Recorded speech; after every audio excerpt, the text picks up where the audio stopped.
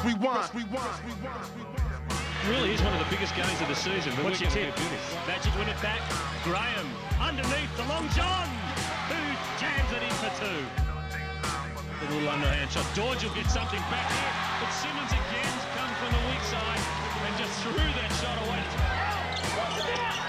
Oh, great hand by Gaze. Oh, Lucas blocks the shot. Oh, sensational stuff from Lucas. No foul call. Elliott pass to Simmons. Oh, yeah. Oh, yeah. Here they come. Well, this could be it. Donaldson to Rose.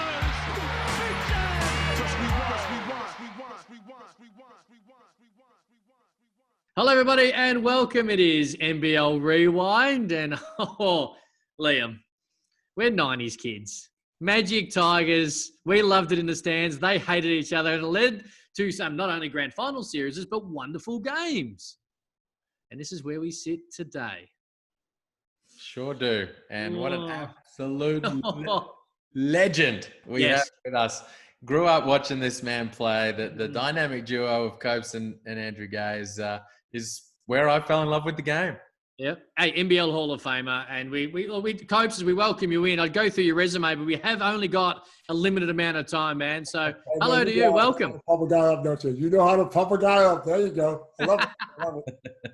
Hey, before we get into this game, Magic Tigers and all your wonderful career, are you a better golfer than Andrew Gaze? That is the big question for me, because every time I go on social media right now, it's you two out on the course. Are you better than Drewy? Well, I'm going to be honest with you. We started off about the same, but we play so much now. I think I got him. I really think I got him. Our handicaps were similar, but over the last maybe 3 weeks, I've beaten him every time. So I got to say I'm a little bit better than him. He stresses a lot more, though. Yeah, I must say that. Yeah. How much better than the both of you is Hoagie? Hoagie is tons better. It's no secret. We play every Friday at Apple Park, and we got a little tournament going. And last year, I won the tournament, actually. It was me, Hoagie, Gazy, and Nigel. But Hoagie had to step out for about a month and a half or 2 months because he had his knee replaced. Mm-hmm. So I took over the points. But Hoagie's killing us this year. He's just, he hits the ball well. He's probably up about, I'd say, 6 or 7 maybe. He's that good. I'll tell you what, something we don't really like on this show is humility, Liam Santamaria. That's fair to say. When we have our legends, we like them to be honest and brag and all the rest of it. And remarkably, you ain't got to worry about it, brother. I'm going to let you know what's happening. Well, we're talking golf, and you've kind of left something in the pocket a little bit here. Is there something you should be telling us? Well, I thought I'd let you guys say it, but if you want me to say it, I had a hole in one yesterday. There it is. That, rarely happens. And, man, I'm still reeling about it. It was fantastic. It was, par 3, about 120 out, pitching wedge, straight at the flag, one bounce and rolled right in, and I went nuts. I thought I won a tournament or something. I went nuts. Telling you. Was that on the bucket list? Like, can you tick that off the bucket list now? I think that's on everybody's bucket list. It's not on mine. I'm telling you. It's on mine. That's fair. Yeah, man. So, and the good thing is when I hit it, Joey was behind me, and he said straight away, he goes, "Coach, that's in, that's in." And he says that a lot because we had a lot of shots yesterday that looked pretty good yesterday. So the fact that it went in, man, we jumped around. I know we're supposed to have social distancing, but we were hugging and high-fiving. It was crazy. So it felt good. And did he help you with your club choice? Like, is he still giving you the lobs up there? Because I put out a 9. Yep. He goes, "Coach, that's probably too big for you." I said, yeah. And I usually never listen to Drewy because he's always trying to compete against me. I said, nah. But I said, Jerry, you might be right. So I went back and got a pitching wedge and slapped it up, man. It was beautiful. It was beautiful. Gaze to Copeland, still working in 2020 on a different court, or at least a course now than what it was back in the 90s. Let's go back there. Let's start in 1993, this game, because this Magic Tigers rivalry, you played off in the grand final a year before. And at the time, there was a huge expectation that it was going to happen again in 93. They had this double-digit lead. They led by 17. The game looked shot, and you took over. You hit some big shots. You hit the game winner, 15,000 at Flinders Park or the Tennis Centre, whatever it's called at the time. Let's just go back to those last couple of moments, Copes, before we talk about anything else, because it's a remarkable ending to what was a remarkable rivalry. It was, look, every time we played against the Magic, it was, and Liam knows, look, those games were so exciting because Half of the city loved the Magic, half of the city loved the Tigers. And I don't care where you went. If we walked down Chapel Street, you'd have somebody cheering for us and somebody booing us. It was that kind of rivalry. But it made for great basketball. And Gorgon had the type of team that wanted to beat you up and play physically. We had the kind of team that just wanted to get it and go. We didn't care about defense. We were trying to put numbers on the board, So, and that game, I remember they had the wood on us. They had the wood on us. And Lindsay sort of played Drewy, not sort of. Lindsay played Drewy 48 minutes, and I got about 45 or 46. But our job was just get it and go. And Ronaldson went up to the free throw line. And back then, remember, it was 1-1. And he missed that one. He missed that first one. And luckily, Drewy jumped in and got the rebound and kicked it up. And 2 points was going to tie. I had a drive. I think I had a drive to the basket. I was like, no way, man. I'm letting this thing fly. And it went through. Luckily, it went through anyway. I tell you what, Copes, I have been pushing for a number of years on NBL Overtime to bring back 1-1. I think it adds to the excitement of basketball. Certainly. I like to see it. And watching this game, I think plays perfectly into my point. Yeah, man. Back in the day, 48 minutes, 1-1, it put the pressure on him because he was 3 for 3 right before that, I think. But he knew if he missed that shot, we had a chance to win the game. And you could see some of the coaches talking to him when he left the bench. And you guys probably don't notice this, but when he walked past me, I sort of said, "Come on, Bear, come on." I sort of said that. And luckily enough, that thing went in, and I was so happy I didn't know what to do. I jumped around. I was so tired after the game because everyone wanted to hug me. I had no energy. They were picking me up. I was yelling and screaming. I couldn't believe it, but it was one of those games where I think people talked about it for years and years. Coach, sorry, you talk about the rivalry with the Magic. We all know what it felt like in the stands, right? I got a little taste of it in during the midweek with you guys at practice, or a little bit of a taste of it with the Titans, but it wasn't the same as the Tigers and the Magic rivalry. What was the feeling for you in the locker room before a game against the Magic? How was that different for you to a game against the Newcastle Falcons or some other team? Because you knew when you walked out of that locker room, you're going to see 15,000 screaming fans. Mm-hmm. And the difference is the 15,000 fans knew who you were, but they just liked different teams. I mean, and there's not a time that we play the Magic that they didn't fill up or we didn't fill that stadium. And you knew Gorgon, his job was to shut Drewy down firstly. Then he was going to come after me. He was going to try to box out Hoagie. And we had other guys that could contribute. Like Giddy did his thing and Sibley did his thing. But the main 3 guys, they were trying to shut us down. And that was his job. But our job was just to have fun, man. And we were that type of team. You know, Liam, you watch us in training. We were that type of team. We just wanted to get it and score as much as possible. So it always felt good, but there was always that underlying pressure that maybe Gorgon has found a way to shut us down. He beat us the first year. Now let's just get it and go. That's how we were. When you got here in '92, which was the start of the Magic with the merger, were you surprised how big the rivalry was? Like, I know you played NBA and you're obviously in Los Angeles and you've spent time obviously in leagues around the world, but were you surprised this rivalry was as big as it was from almost from the moment you got off the plane? It was. You know why? Because I'll tell you why. Because I came here to play for 1 year. I was playing over in the NBA, and I said, I'm gonna come overseas and get some time under my legs because I was sitting on the bench. Then I'm gonna try to go back and play in the NBA. I got here that first year, and we lost to the Magic in the grand final, and I just felt like the job wasn't done. I said, we got a chance here because I knew Drewy could score. I felt like I could score, and we needed one more piece, and we picked up Barkley. But, you know, the basketball was so good here, why would you go anywhere else? I mean, the money's great, yes, in the NBA. Everyone knows that. But the fact that you're part of something, you're playing every day, and you make it happen, I wanted to stay here, man, and you know, that helped me. Hey, we're glad you did. We sure are. Coach, what was the secret to how well you and Drewy meshed together on the floor? I don't know. I think the competitiveness of both of us. He wanted to score 30. I wanted to score 30. If he made a shot, I had to make a shot. If he made a putt on the golf course, I got to make a putt. But the good thing was, Yeah, we were competitive in practice, but it made us better as a team because we both knew we could do it. So now the team didn't have to stop one guy; they got to stop two guys. You know what I mean? And that was every single day, Liam. You know that. You were at our practice. You came and trained with us. You know how we argued like two brothers, man. Every day we argued about something, and we still do. So I think the fact that we were close in age, our birthdays are 2 days apart. We're competitive. He thinks he's a better scorer than me. I want to be a better scorer than him. I know I'm a better defender than him. You guys know that too, right? All right. But it was just one of those things where we were competitive and we started playing and we realized, look, we can sit here and fight with each other or we can play together. And we decided to play together, and that's the best thing that could happen to both of us, I think. How long did that take? Like, how long did it take? Like, was it like first practice, you're like, hang on, there's something here, or did you warm into it? Like, how long did it take before this relationship, as you just touched on, really started to fire into what it is today? As you know, Drewy was away when I first got here. He was in Greece or somewhere, I think, playing overseas. And we played that first game against the Canberra Cannons. And I think I had 37 points. And I remember him calling his dad because his dad told us at practice, hey, I got a message from Andrew. He wanted to know how you did. So I think Drewy knew that I could play. But then when he came to practice that day, we were at the old Albert Park. You know, the rims were 9 feet. And he was just messing around, throwing it up, and I was slapping it away. Every time he shot the ball, I'd jump up and slap it away.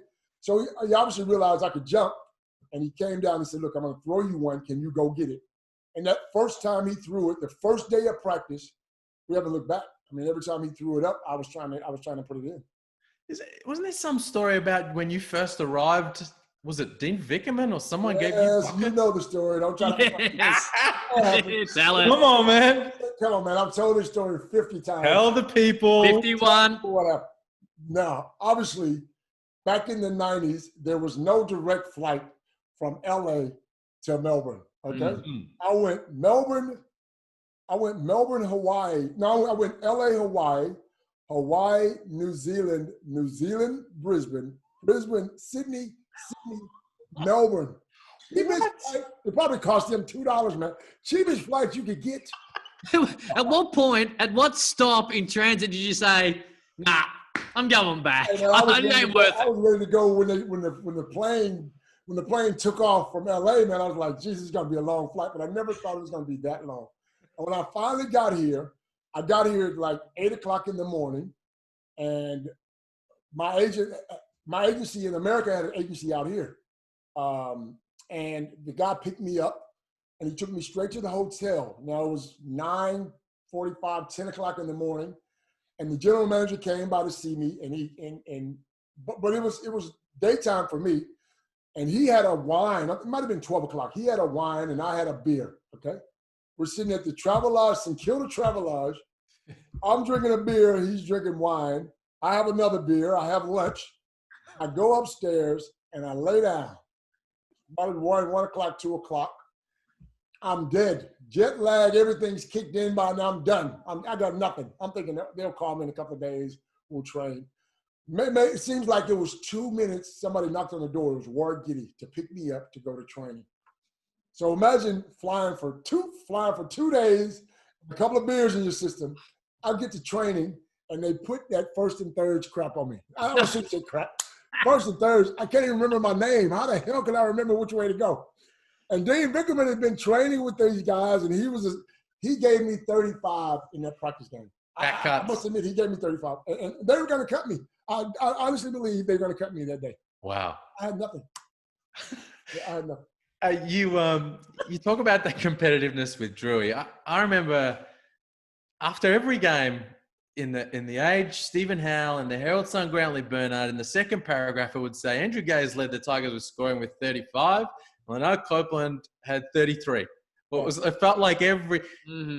Did you guys have an eye during the game on the totals up there? Come on, man. Now listen to me. I will be honest with you. I think Drewy did. But Drewy was so good at it. Did Lindsay? Drewy was so good at it. Now Drewy, because you've been the scoring title champ for so many years, and he just knew how to get his points every quarter or whatever. But I think it came natural to me. But one thing I will say, if I scored more points than Drewy, you better believe I was coming out of that game, pal. Sit down for a second, move that arm, let Drewy, and I was fine with that. Most guys' egos are over the moon, man. I knew that Drew's the man. He's the Michael Jordan of the league. I'm whatever you want to say.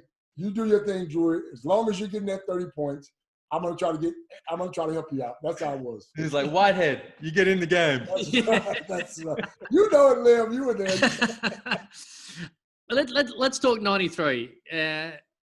One of my memories of you, and I'm not sure if you remember this, but it was that semi-final series. Because you played the Magic in the semi-final series in 93. It was game 2. Joints going nuts. You'd won game 1, and a lot of people, I think, expected a 3-game series. Off the opening tip of the game, you threw it in a 2-hand hammered dunk, and it kind of shut everyone up, and you end up sweeping them. Yep. How big of a, not a hurdle, but how big of it was a relief to get past the Magic in a semi-final? I know you had Perth to come, but to get past them into a semi-final to another grand final. Do you remember that? Anytime you played the Magic and you beat them, it was a relief. I'm telling you, when people brag about Gorgon and how good he is, he was studying tape back then like guys do it now. And that's the key. I mean, sometimes you watch some of the film of Gordon sitting there watching, and he knew what we were going to do. I mean, because he played for the Tigers. He knew what offense we were running. Mm-hmm. We just had talented players. Now, his job was to fire his guys up and to build them up in the weight room and get them as tough as nails. And he did a great job of that. We just had some of those exceptional players and an exceptional series that year. We were able to get over it. I'm not bragging about what we did, because they beat us and we beat them. Mm-hmm. But it was just two teams going at it, man. Two teams that really hated each other. When I say hated each other, they would come in, they would be training, and it would be our time to come in and train. We didn't want to go on the floor. We wanted them to get off the floor completely. Nobody in the gym before we walked in. It's just the way it was, And it made for that rivalry. And the fans appreciate that today, I think. Then you get to a grand final series. Sorry, Liam, go. No. I was going to this exactly the same place, Cam, because you get put through the Magic, as big a job as that is, and then you hit by the wall, and you got to take on the might and power of the Wildcats, Ricky Grace and Vlahov and everything that they had going on there. What kind of challenge did the Wildcats present? Well, I knew Ricky. I played against Ricky in college, and I always hated Ricky. Ricky knows this today. Me and Ricky are good friends today. Ricky played for Oklahoma, and I played for Georgia State, and it was, we're both Division I teams, but they were a powerhouse. And we went to Oklahoma, and they beat us by 40 points. And I always said to him, I said, Ricky, one day I'm going to get you back. You asked Ricky if I'm lying. I told him that. One day I'm going to get you back. And we knew going over to Perth, because the Tigers had never won in Perth. That big thing about the Tigers going to Perth 10 times, never won a game. I'm thinking, are you kidding me? What?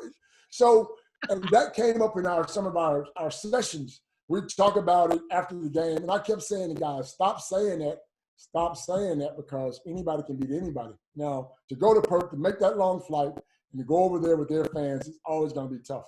It's always going to be tough. But I think we beat them game 1 at our place, right? Yep. So I knew we had a chance. And we almost beat them game 2. They didn't blow us out. They did not blow us out in game 2. So I knew we had a chance. But like I told people, I remember going past their locker room, and there was champagne and balloons and all this kind of stuff sitting right by their locker room as if they were going to win it. And Scott Fisher did an interview and said, oh, yeah, we should take this one home. And he wasn't arrogant about it, but he was very confident, which I would have probably said it too if I was at home. And I remember waking up that morning, game 3. Back then we had our own rooms, or the imports had their own rooms. And I remember waking up game 3, and we had a Melbourne Tigers sweatsuit. It was like 6 o'clock in the morning, and I put my sweatsuit on, and I walked down the street in Perth to get a newspaper to see what they were saying. And I had that many people booing me, boo! I swear. So I knew something special was going to happen. I knew it. And we are lucky enough to take it home in that game 3. Well, something special did happen, because your third quarter, Copes, is one of the most amazing quarters you'll see in a deciding grand final game. And obviously we focus more what happened at the end, the Vlahov shot, the siren going, and obviously Andrew and Lindsay and the embrace. But that third quarter, which is the premiership quarter, championship quarter, you just had it going. You had it absolutely going. Looking back on it, where does that 10, 12 minutes of basketball rank in your hot streaks? Because it was so fun to watch. You know, when you're a player and you play that long, you're gonna have streaks. You're gonna have those zones. You're gonna have them. I was just lucky enough to have it in the Game 3 grand final in person. I mean, there were times in the season I thought I was in a zone, you know, and sometimes you try to talk yourself into a zone. And I remember trying to talk myself into a zone, and Drew goes, "Bullshit, you're not in the zone. Pass that ball," you know. Drew, I'm in the zone. Give me the ball. Nah, pal, you're not in the zone. You missed the last 3 shots. So that game, though, that third quarter, I think I made a couple of layups or hit a shot or something. And then I went to Lindsay, and Lindsay said, "Look, Ricky's got 4 fouls. Go at him." To have Lindsay, and we look at Lindsay just like a regular man, but to me, Lindsay was a god, man. I mean, I knew he was going to be a Hall of Famer. You know what I mean? Whatever, Lindsay could talk about anything, and you would sit there and listen to him. So he said, "Coach, I want you to go at Ricky Grace." He'd never said that before. He'd never had to tell me to shoot the ball because I was going to shoot it anyway. "Coach, go at Ricky."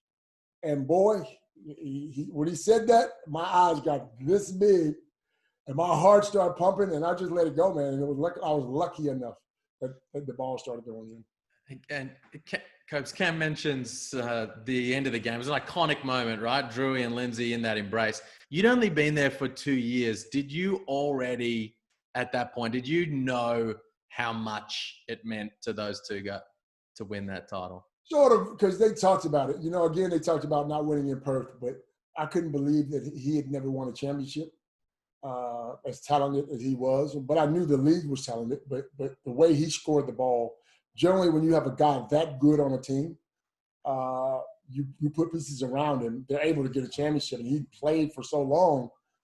But, I just felt like, it was their time. I mean, and whenever I look at that tape today, I still get tears in my eyes because I think they really felt like they made it. You know what I mean? I mean, obviously they're both Hall of Famers and world-class players and coaches, but it felt like to me, and I sort of walked up on them, but when I saw them hug, I sort of backed off as if to say, "This is your moment.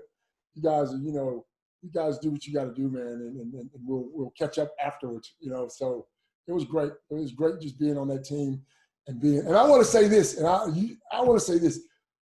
I thought, and people tell me I should have won the grand final MVP that game, but because we were so happy to win, no one put in votes. Al Westover tells me today, "We didn't put in any votes, man. You probably should have won that." Al told me that about a year ago. I said, "What? What? You mean you didn't put in any votes?" He goes, "Nah, man. Me and Lindsay didn't put in any votes." Oh, Westy. He's too busy ringing the bell and he's not putting the votes in. Oh, it is what it is, but I was just happy to get that ring, though. I'm happy to get man. The game's great. I actually watched it a couple of weeks. It's a wonderful game. There's a lot of great you were brilliant, and it was a great game. But I love the fact that Drewy sealed it from the foul line. Like when it all come down to it, he had to make the first part, the first end of the one-on-one. And to be able to make, there's so much irony in there, the fact that he was able to seal it, that championship at the foul line. And it is, obviously, Copes, you were there, but watching it, and not necessarily a hardcore Melbourne Tigers fan, just a lover of basketball, the emotions still get to you. People like Liam and I, nearly 30 years later, it's a wonderful game and a wonderful moment. But you continued on, and you met the Magic again in a grand final series 3 years later. Yep. And it is a remarkable series. Game 1, obviously plays out the way it is. And then game 2, not dissimilar to Vlahov back in Perth in 93. You have a shot that would have put you in front in game 2 with 10 seconds to go. We'll talk about 97, Cope, so we're going to get to the good moments as well. But what do you think, and what do you remember of that particular game and shot? I just remember it being another hard series.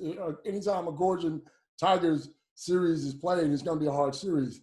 And I do remember that shot. I think he did it rim in and rim out, or was it? It went 75% down. Yes. Yeah, I remember that. And I think it took a lot of my confidence, which is hard to do when you're playing basketball and train as much as we did. But I just didn't. Once I missed that shot, I figured it's probably their time to win it. You know what I mean? But we gave it our best. And the big thing I remember though is the crowd. I mean, being in Melbourne again. When you're playing in front of 15,000 people and everyone in Melbourne know who you are, whenever we touched the ball, we had our people screaming and they had their people booing, but then it was the exact opposite for them, so the rivalry. And then whenever you walk down the street, you had people talking about it. It was in the newspaper. It was on the news. We were Channel 10. So it's almost like we were the footy back then. We were pretty big, Liam, as you know. Yeah. You know what I mean? And I just remember that being another crazy rivalry series, but it was their time to win it. Just on the rivalry, were you playing? You would have been playing in that preseason blue that you had out at Knox in the early 90s. Ray Gordon, my man Ray Gordon, and his crew. Yeah, so I remember that. What do you remember of that? I remember. Wow, I just remember it. Ray and was it Parkinson or Barkley, Ray? Yep. Parky and Ray just hated each other, man. They hated each other. And every time, and all you had to do was look at Ray the wrong way, and he's going to try to punch you. It is what it is. Ray fought everyone on our team. He was our teammate. I mean, so I think Parkinson might have fouled Ray or something and had something to say about it. And then Ray just got fed up and swung on him, and it got crazy. And then Gorgon runs on the floor, and Sibley runs on – was it Sibley or somebody runs on the floor and grabs Gorgon, and then both teams just go at it, man. People in the stands, it was something to watch. It was something to watch, And then to add to that rivalry, in the 97 Grand Final series, accidentally, I think Parky was going for a shot. He broke Ray Gordon's nose in that series of 97, if you recall. Wow. Man, let me tell you something. These guys, and that was real basketball back then, though. You do that stuff today, you're out for 6 weeks or 8 weeks or whatever. I don't know what penalties those guys got, but that's what made the rivalry so good, man. People knew it wasn't fake. You can fake a rivalry. We just hated them, and they hated us. But if I see any one of those guys today, I'm cool with them. I'm okay with them. I still think about the games, but I'm okay with them. But, man, we just could not stand the ground that they walked on. It is what it is. Cam's brought us to 97, championship, grand final MVP. What are your memories of that season and that series? I know that season we started off pretty crap, I think. We were 3-9 maybe, 3-9. And there was big talk about, Lindsay's done enough and he needs to move on. And I think we were training at Sandringham. And there was a big article by Chris Appleby, was it Chris Appleby? He wrote a big article about Lindsay and his time's up. With the talent we have, we should be doing better. And I remember Drury coming in to the locker room, and he had tears in his eyes because he goes, even though we're losing, my dad doesn't deserve this. Sort of to see a grown man have tears in his eyes, and he's your friend, he's your mate, and he's your teammate. It sort of broke all of us down. I think Barkley might have got a little upset about it. I certainly was upset because it wasn't Lindsay who was playing. It was us. We had to prove to people that we were good enough. And I think, didn't we have problems with imports or Jarvis Lang or somebody I think we had? Jarvis Lang early had the knee issue, and then, of course, Marcus Timmons comes in. Then we bring Marcus in, who could the do-all man, I call him, because he could play D. He certainly could rebound.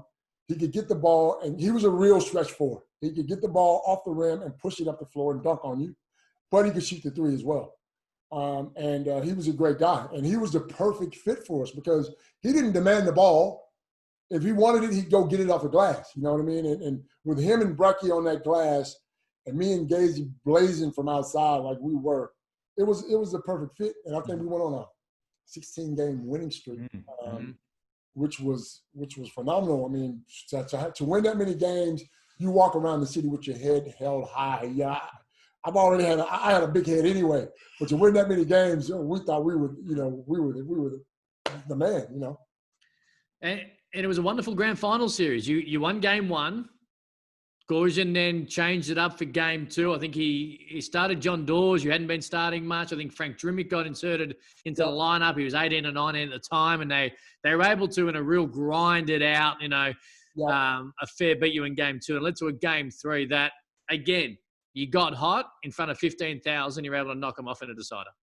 Well, I got hot, but, Marcus got hot as well. Marcus Timmons, I think, made some threes and a couple of dunks and got our fans going. And he was dancing. And was doing his little dance, and we had the cheerleaders dancing. And then I hit a couple of threes, and it was – look, I played a lot of games, man. I played 500-plus games here in the NBL. So it's sort of hard to remember, but I just remember knocking down a lot of threes and being in the atmosphere. And the atmosphere is what made it. I mean, to be in that big venue and to have that many people screaming and yelling at you. And to see your jersey, like people would hold your jerseys up and to see that kind of stuff and the appreciation, Wayne Peterson on the microphone pumping you up and playing your favorite song, that kind of stuff, man, just made it. And it right now gives me goosebumps. It was a time back then where we just felt like rock stars. And to be in that grand final in your city, playing in your city against the number one rivalry made it what it was. Well, how long did you party like rock stars for, Cope? So you occasionally like a beer. How'd you go? Just ask Liam. I was a party fool back then, so man, I was probably out for a week and a half, maybe straight. Drury not going with you, I assume. Oh, that's why you separated. I do. Drury didn't hang in the clubs. I took up the space for it. Don't worry. I did it for both of us. Don't worry. You know what's cool about it? We're going through like grand final series and series after series after series, talking about how hot you got, how well you played in big games for the Tigers. My one and only chance to steal a ring at the end of a bench in 2002, you came in the first round of the playoffs and torched the Titans. And blew us off the floor that series. What was it about those big games, finals, elimination situations that brought out the best in you? I think it was because most teams concentrated on Andrew Gaze. If we stopped Gazy, we got a chance because he was so good at scoring. He was averaging 35 and 34. And if we take those points away, then we got a chance. And I knew that. So I had to make up those points. And Joey's numbers were still good, but they weren't as great because he'd have 2 or 3 guys hanging off of him. He'd always have the best defender on him. They had schemes to how to shut him down, double team him, whatever. So I knew every time we played in the playoffs, I had to pick my numbers up. And I think my numbers went up every year we played in the playoffs. But that was one of the reasons why. I mean, and anytime you make the playoffs, I had bonuses in my contract, so I was trying to get that money as well. I'll let you know. I love it, but it speaks to your personality, right? I mean, so many others in that situation would see that as pressure. They're all over Drewy. It's on me. If I don't put up numbers and shrink in that moment, whereas you licked your lips and saw it as an opportunity. That's right, and that's because we were so competitive in practice, and I knew what I could do, and he knew what he could do. So in ways, I always felt like I played second fiddle because I knew it's his team. I don't have that big ego where I want to come in and take over his team. And most imports that come over here are the man. Now, I felt like had I gone to another team, I could have been the man. It is what it is. But out of respect for Lindsey and Andrew, who's an absolute superstar and MVP, this is your team, brother. I just want to help us to get to where we got to get to, We had Shane Hill on NBL Rewind last week, and he did mention every now and then there was some occasional trash talk, be it at practice when he said he used to practice with you guys every now and then, or in the games. Like, was Hammer your number one guy you would go back and forth through? Hammer, trash talk? I think I do. I think it was 47 or 48 or something. And that's because my first game here, my first couple of games here, him and Simon Curl gave it to me. I think I had a turnover and I drilled the ball off my foot. And I remember them saying, no reason, there's a reason you're not in the NBA. You can't play. I remember that. And then them coming at me, and I said, okay, these 2 guys, I'm going to go after them every time I play against them. But they were very good players as well. So it made me bring out the best that I could. I had to guard Hammer, who could absolutely shoot the ball, and Curl, who could score. but I had to come back at them on the offensive end as well. So I think it made for good basketball. You did mention earlier, you were here for one and done. You were here and you get back to the NBA. And then, of course, it was all about, hey, we've got to get this championship. Let's do this. And you did that. When did your mind shift a little bit towards, hey, the NBA, I'm here now for NBL. I'm all about the NBL career. Is it later in your life or was it early? Like, when does it happen that you were more on, I'm here now for a long run rather than worrying about the NBA?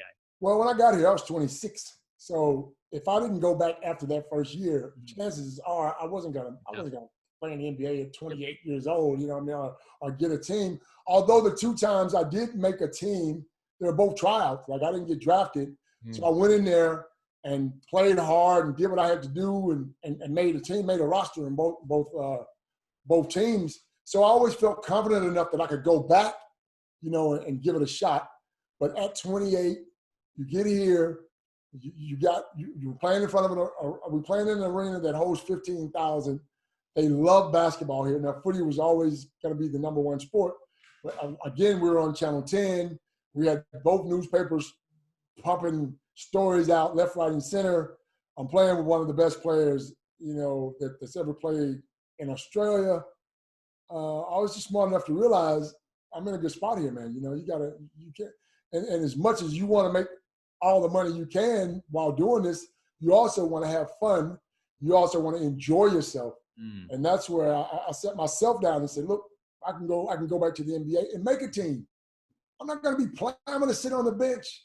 I'm not going to get the kind of time I really want to get. But if I'm over here, I'm going to play 40 minutes. So I sort of just realized this is the best spot for me. Hey, and the drink cards were plenty. Drink cards were, man, you don't understand. You don't know. You just don't know. Drink cards were more than plenty. Drink cards. Drink cards were more than plenty. I think you gave me a drink card at Spy Lounge one night. It was the greatest night of my life, actually, if I look back on it 20 years back. I probably had 2 pockets full because they're excited about me coming in and I was excited about going in. Trust me. Now, let me just say this. Let's talk about Liam for a second here. Yeah, let's do that. I remember Liam coming to train with us because Lindsay had open doors. So if you came down to train, if you wanted to train, Lindsay would let you train. But I remember Liam being there. How long were you there, Liam? A year, maybe a year and a half? Couple of years, yeah. Couple of years. This guy had the biggest feet I've ever seen in my entire life. Now, I don't know. I think he was an Andrew Gaze fan, so he never wanted to guard Gazy, but he was stuck to me like this. And I just remember him stepping on my feet every time he guarded me or he put them big ass. I said, dude, do you have your brother's or your dad's shoes on? What's going on here?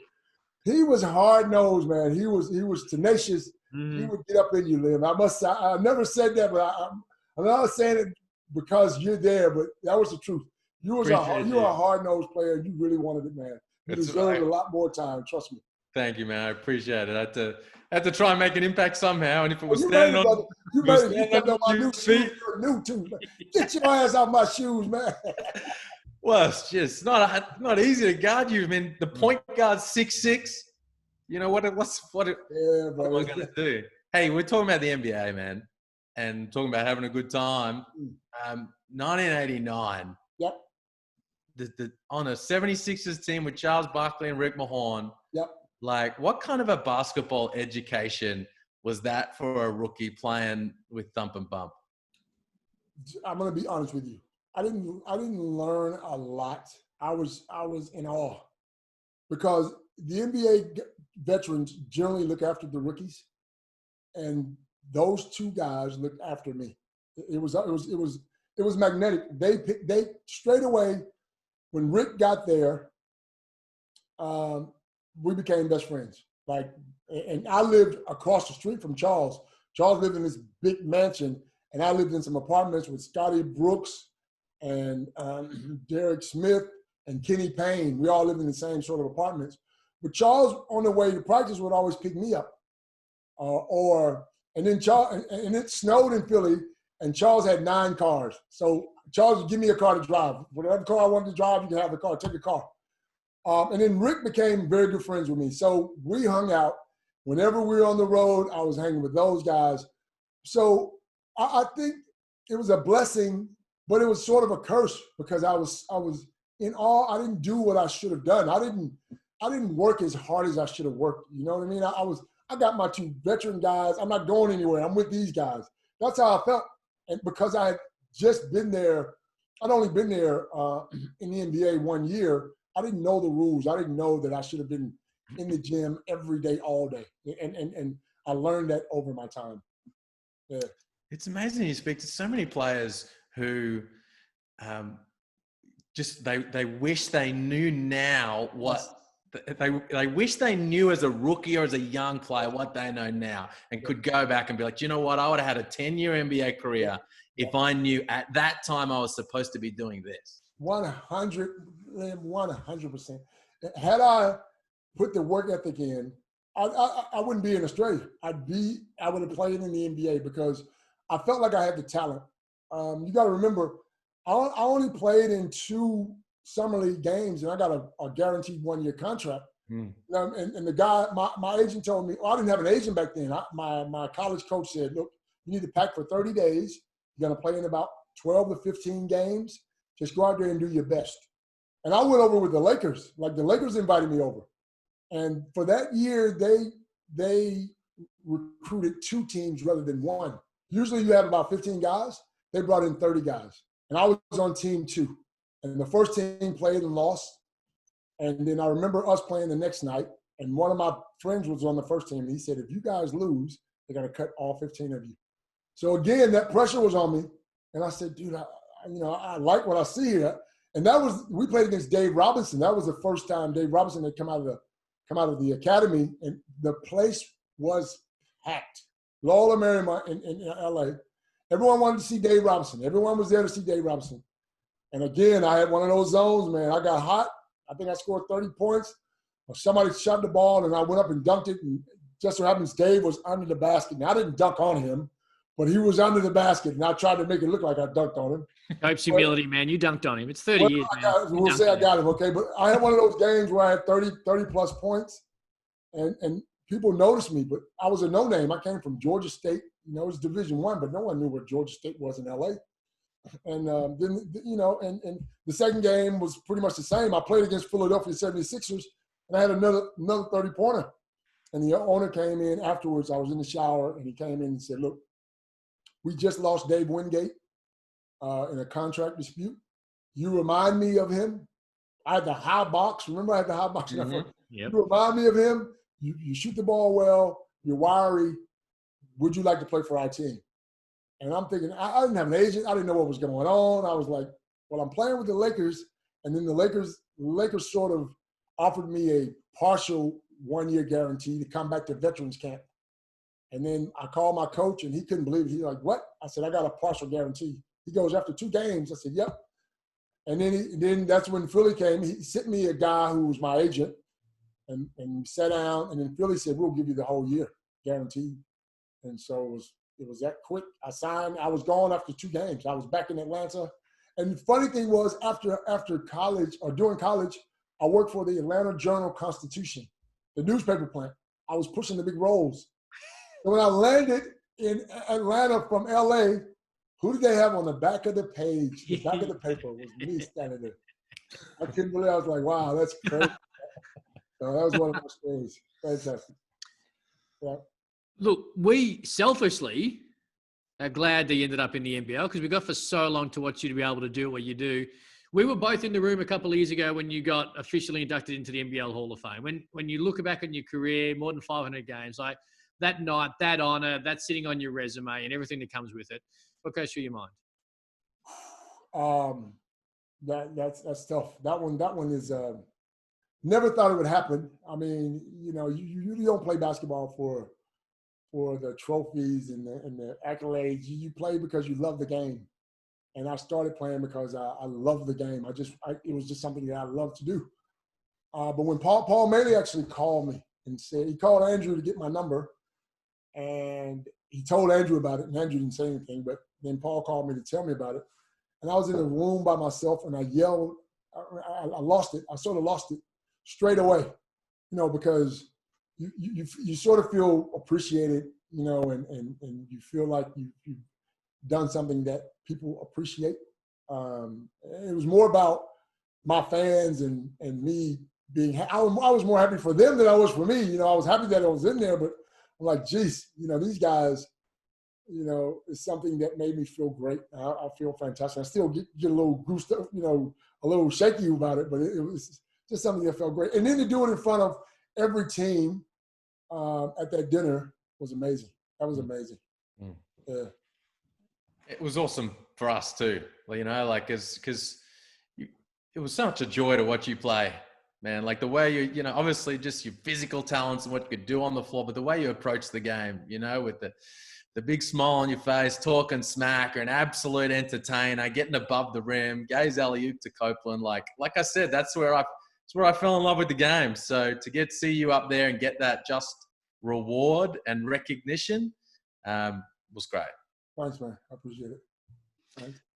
Before we do let you go, mate, NBL 21, of course, a few months away. We're in the middle of free agency, so we're putting some rosters together. You, of course, been involved until, just over 12, 18 months ago as assistant coach at Sydney. Yep. Do you still watch the game? Like, how do you watch it now? Do you watch it as a fan? Do you watch it as you're still analytical? Or you watch it? No, I'm strictly a fan. Strictly, all right. Who do you love then? Who do you love? Talk to us who you love watching.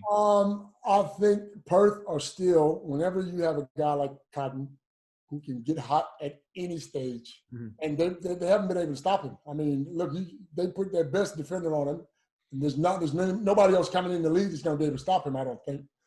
But you still got to go through Perth to win it. But you know, there's some talent around the league. I mean, I look at all this young talent coming in.